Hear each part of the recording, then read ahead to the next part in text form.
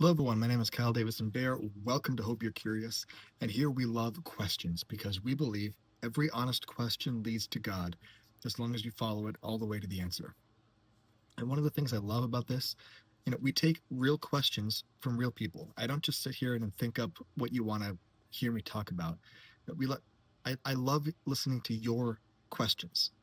And one of the good things about that is you ask questions I would never think to ask myself, and it's really good stuff. I mean, I love this. I love having to think in new directions, having to study things and dig into them deeply because somebody asked about them. That's just a joy.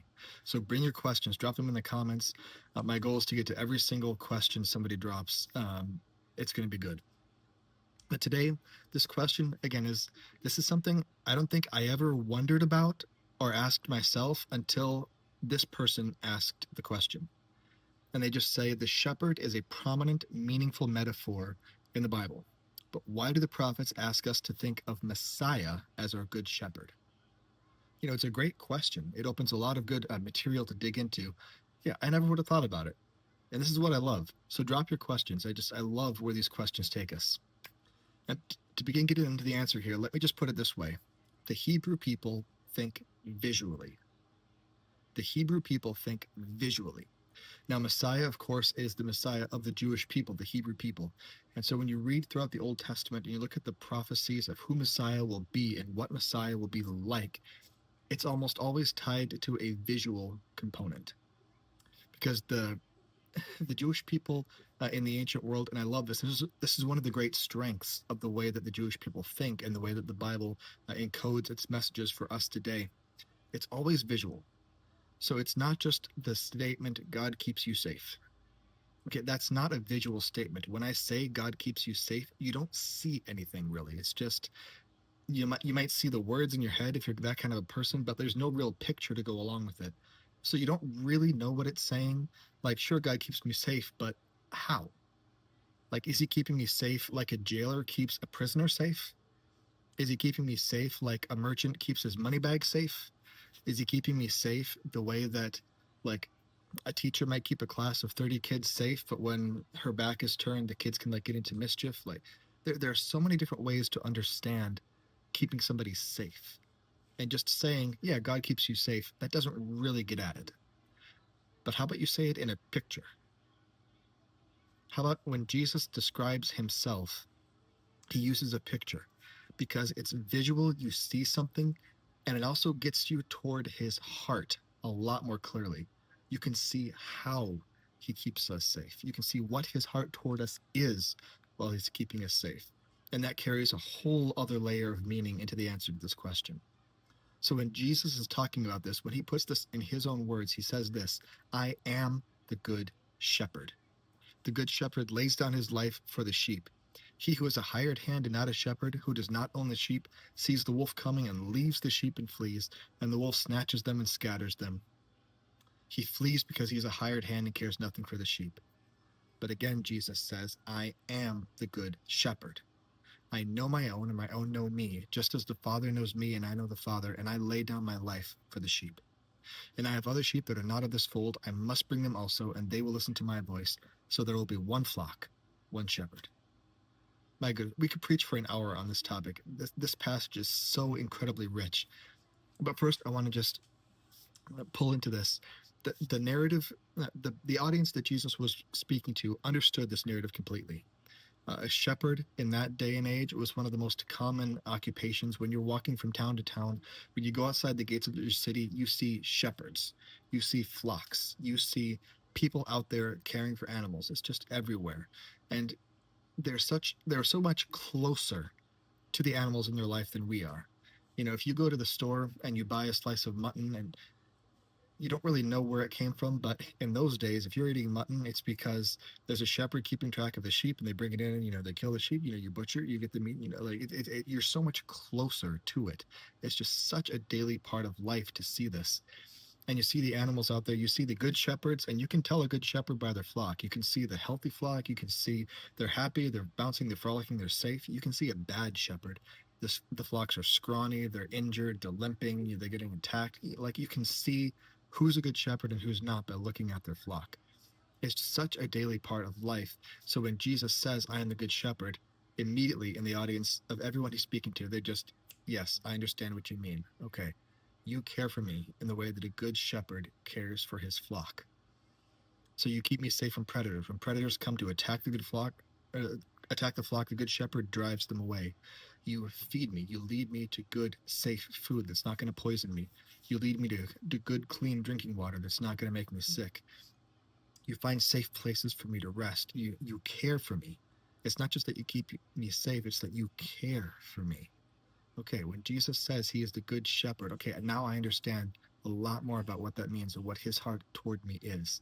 He cares for me because he wants to care for me, not because he's being forced to, not because he'd rather care for somebody else, but he's stuck caring for me. No, the good shepherd cares for all of their sheep. A bad shepherd might only care for a few and let the others, who cares about it? But that's a bad shepherd. The good shepherd cares for all the sheep. When you think about what is Jesus' heart toward me, how does he care for me? When you think of shepherd, okay, now you have such a great visual, emotional picture to go along with it. And that's the point. It carries, just that simple image carries such a wealth of meaning to it. And even though this isn't part of the question directly, I want to go into this because the text brings it out, and there's so much good stuff in this text. Jesus contrasts himself to a hired hand, to a bad shepherd. The good shepherd takes care of the sheep, and Jesus says he will lay down his life for the sheep. The hired hand doesn't. The hired hand is there because he has to be there. He's getting paid to be there. He'll get fired if he's not there. When the danger comes, when the wolf comes, the hired hand just runs because he cares about his life more than the sheep. Jesus says, that's not me. Jesus says, I'm the good shepherd. I lay down my life for the sheep. Jesus says, I know my own and my own know me, just as the Father knows me and I know the Father, and I lay down my life for my sheep.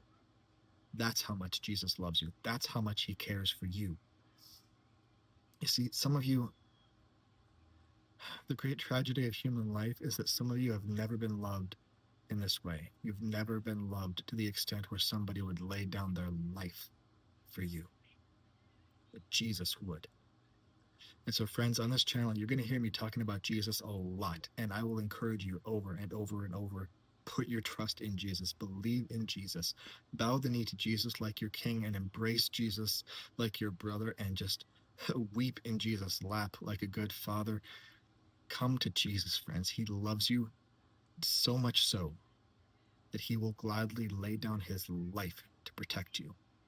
Just imagine yourself as a sheep eating grass on a hillside, and a wolf comes up and is charging straight toward you, and you can see the fangs of that wolf. It's about to dig its teeth right into your neck, and Jesus steps right between you and takes the hit.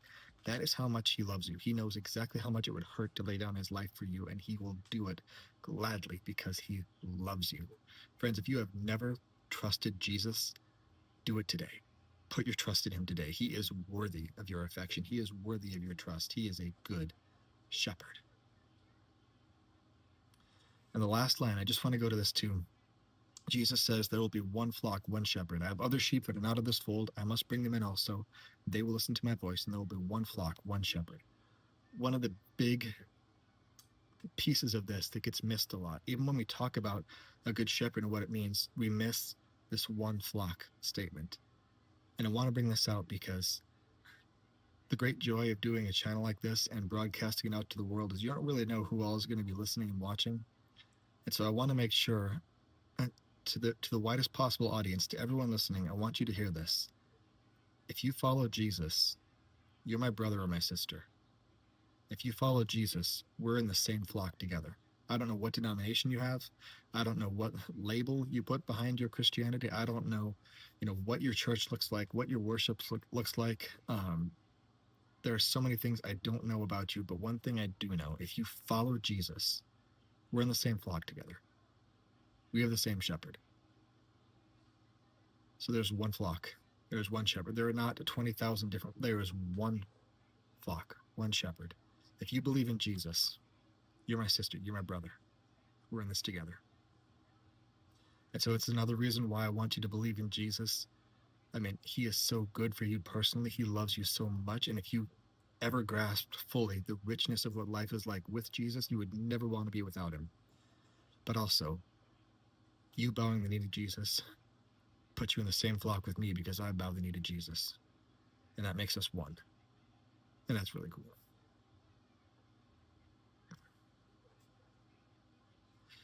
And the last thing I want to say here, just in answer to this question, why does the Bible ask us to think about Messiah as a good shepherd? One of the key reasons is because there's a lot of bad shepherds out there.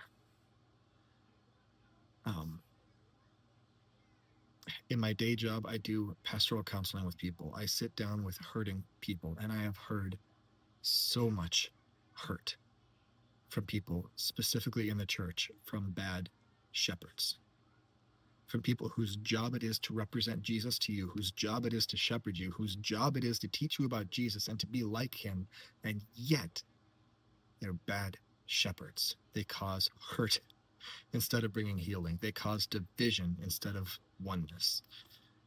Instead of being there for your good, they steal from you, they take from you, they use you. I have seen so much hurt, and I am so sorry. If that's you, if you have experienced hurt at the hands of a bad shepherd, even from a bad sheep, but I know, just speaking as a pastor myself, if you have experienced hurt in the church from a bad shepherd, I am so sorry. And on behalf of this, because I'm a pastor, can I speak on behalf of all pastors and ask for your forgiveness? If you've been hurt by a pastor in the church, by a leader in the church, just on behalf of all the pastors and leaders, can I ask you for your forgiveness? I am so sorry. Jesus is a good shepherd. He cares for you. He cares for your life more than his. He will lay down his life for you. That's what your experience should be with a good pastor. And there are so many bad pastors out there who would rather you lay down your life to serve them than the other way around. I'm so sorry. If you've experienced that hurt, please forgive us. And if you've done that,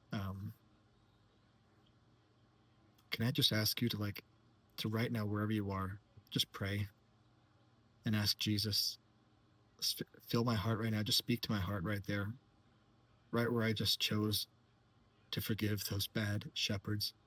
Jesus, just speak to my heart. Give me something right there. I work with so many people, and I've seen such beauty come from that simple request to ask Jesus to fill that place in your heart that's been so wounded and so hurt. Friends, Jesus is a good shepherd. Jesus is worth giving your life to because he gave his life for you, because that's how much he loves you. And man, life is so much better when you know you've got a good shepherd watching out for you. So again, friends, if you've never bowed the knee to Jesus, do that today. It is the best thing you could ever do. Thanks for joining us on this episode. Share and subscribe this. If you've got a question, drop it in the comments. Subscribe so that you're notified when we answer that. I love your questions. I love the chance to answer them. I'll see you down the road, my friends.